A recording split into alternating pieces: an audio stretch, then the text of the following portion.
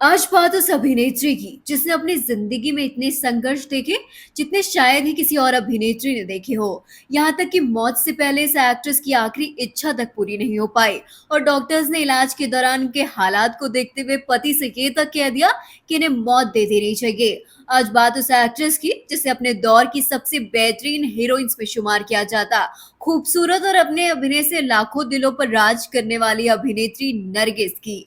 नरगिस उन एक्ट्रेस में शुमार थी जो अपनी फिल्मों से फैंस पर ऐसी छाप छोड़ती कि आज भी फैंस उनकी फिल्मों के कायल हैं। लेकिन यह एक्ट्रेस जितनी अपनी प्रोफेशनल लाइफ में सफल रही उतनी ही दर्दनाक मौत इन्हें मिली। आखिर क्या है पूरी कहानी, इनकी जिंदगी की वो अनजान पहलू जिसे दुनिया अब तक नहीं जानती। चलिए जानते हैं नरगिस की उन कहानियों के बारे में जिससे दुनिया आज भी अनजान है।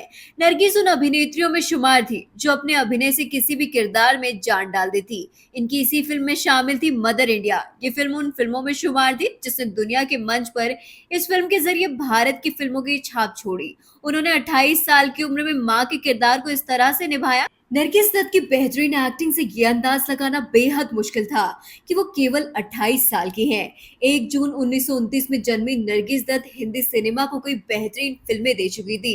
नरगिस ने 1935 में हिंदी फिल्म तलाशे हक से अपने फिल्मी करियर की शुरुआत की। 1949 में उन्होंने फिल्म अंदाज से बतौर लीड एक्ट्रेस काम किया और राज कपूर के साथ उन्होंने बरसात, आवारा, आग जैसी कई हिट फिल्में दी।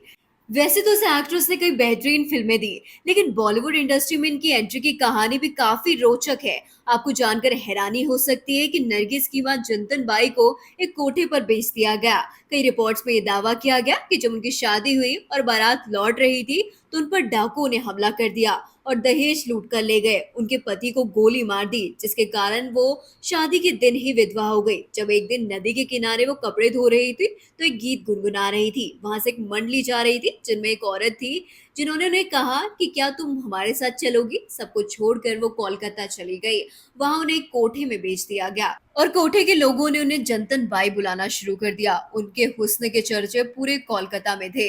इसी दौरान पंजाब के एक रईस खानदान के बेटे मोहन बाबू चंदन बाई के कोठे पर पहुंचे और वहां उनके हुस्न को देखकर वो इतने दीवाने हो गए कि उनसे शादी करने के बाद ही माने। दोनों की शादी के बाद उनकी एक बेटी हुई जिसका नाम नरगिस रखा गया। जिसके बाद जंतन बाई की किस्मत आजमाने के लिए मुंबई चली गई। वहां उनकी ठुमरी डांस की काफी प्रशंसा की गई। उन्होंने फिल्म निर्माण में भी शुरुआत की और उन्होंने फिल्में जब घाटा होना शुरू हो गया तो नरगिस को फिल्मों में उतारा। जब युवा राज कपूर अपनी पहली फिल्म आग के लिए नरगिस को साइन करने आए तो नरगिस की मां ने पृथ्वीराज कपूर के बेटे होने के नाते नरगिस को फिल्म में काम करने की इजाजत दे दी। तो वहीं नरगिस की मां बरसात फिल्म के पहले ही दौर में समझ गई थी कि दोनों दूसरे के प्यार में पड़ने लगे हैं, इसलिए कश्मीर में शूटिंग की उन्होंने इजाजत नहीं दी। तो वहीं इसी फिल्म की शूटिंग के दौरान नरगिस की मां की मौत हो गई, जिसके बाद राज कपूर उनके सहारा बने और दोनों एक दूसरे के बेहद करीब आने लगे। वो दोनों एक दूसरे से शादी करना चाहते थे, लेकिन मुसीबत ये थी कि राज कपूर पहले से ही शादीशुदा थे और आखिरकार 9 साल के रिलेशनशिप के बाद ये रिश्ता टूट गया। लेकिन फिर नरगिस की मुलाकात सुनील दत्त से हुई। फिल्म मदर इंडिया की शूटिंग के दौरान इनका मिलना हुआ और इनका किस्सा भी बहुत दिलचस्प है। मदर इंडिया की शूटिंग के दौरान सेट पर आग लग गई और नरगिस उसमें फंस गई, लेकिन शूट में कोई भी नरगिस को बचाने के लिए आगे नहीं आ पाया क्योंकि आग काफी तेज थी। फिर सुनील दत्त एक रियल हीरो की तरह आग में कूद गए और बस वहीं से इनकी प्रेम कहानी की शुरुआत हो गई और उन्होंने 1998 में नरगिस से शादी कर ली। इसके बाद उन्होंने फिल्मों को अलविदा कह दिया और वैसे दोनों के प्यार में पड़ने की कहानी भी बहुत फिल्मी है। दत्त ने एक बताया था कि एक बार जब अपनी बहन के साथ और उनके 2 बच्चों के साथ मैं स्टूडियो में बैठा हुआ था तो मेरी बहन के गले में ट्यूमर था और मैं मुंबई में स्ट्रगल कर रहा था, इसलिए बड़े डॉक्टर्स को नहीं जानता था। स्टूडियो में नरगिस आई, उन्होंने मुझसे पूछा क्या कुछ हुआ है, मैंने सब कुछ बताया। जिसके बाद मेरी बहन ने अगले दिन मुझे कहा कि मैं हॉस्पिटल जा रही हूँ। इस पर मैं हैरान हो गया। इस पर मेरी बहन ने मुझे सब कुछ बता दिया कि मेरा इलाज नरगिस करवा रही है। मेरी बड़ी समस्या का उन्होंने छुटकारा कर दिया और मेरे दिल में जैसे वो बसने लगी थी। मुझे लगा कि जैसी पार्टनर मुझे चाहिए थी नरगिस वैसी ही है।